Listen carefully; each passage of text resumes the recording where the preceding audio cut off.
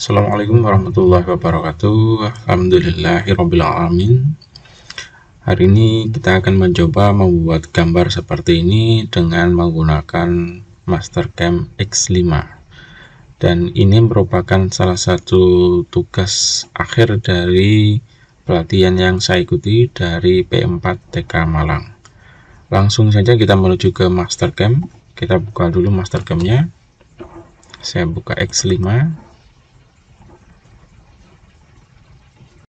Untuk prosesnya kita percepat karena memang terbatas oleh waktu, jadi kita persingkat saja untuk proses pembuatan gambarnya. Di sini ada dua sisi gambarnya, kita pakai yang sebelah kiri ini kita anggap sebagai sisi yang pertama, kemudian yang sebelah kanan ini kita anggap sebagai sisi yang kedua. Jadi kita mulai dari membuat sisi yang pertama terlebih dahulu.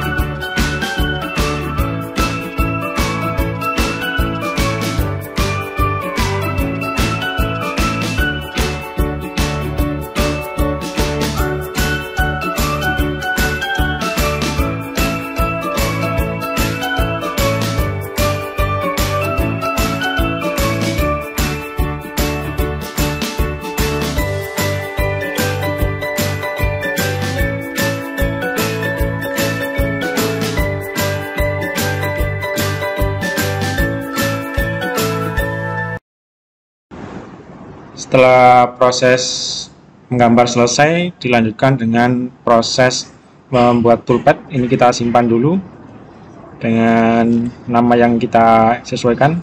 Kemudian di sini untuk jenis mesinnya masih kosong, kita masuk ke mesin type, milling, kemudian pilih yang default.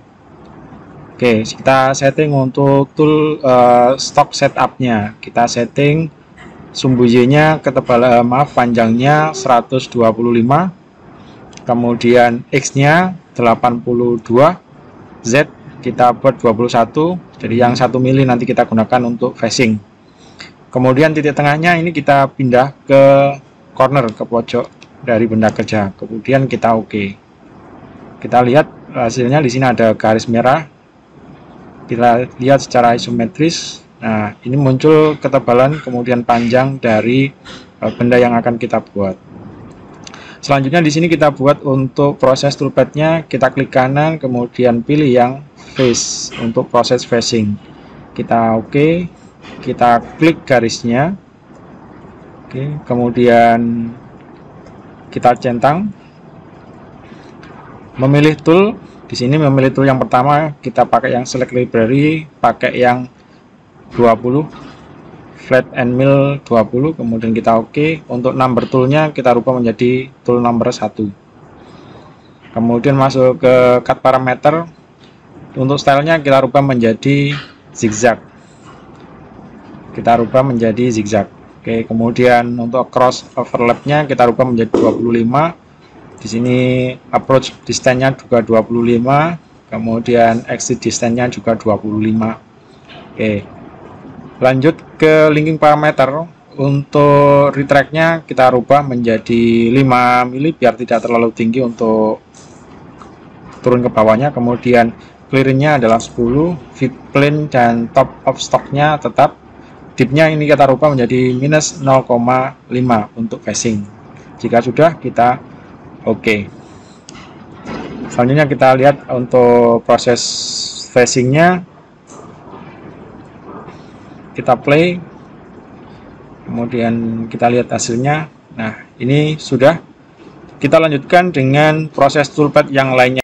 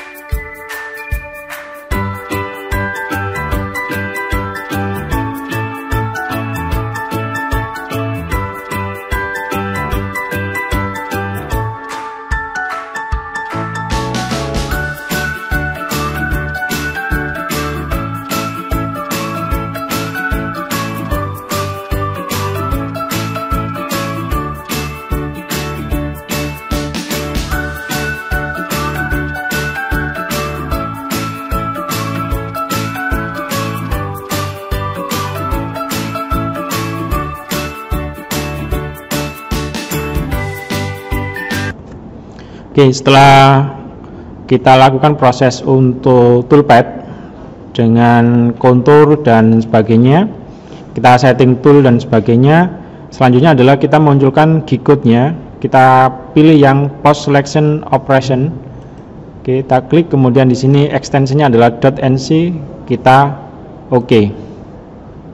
Kita simpan nama filenya project akhir sisi 2, kita oke. Kemudian muncul program atau G-code-nya ini. Kita buka dengan menggunakan Kimco Edit.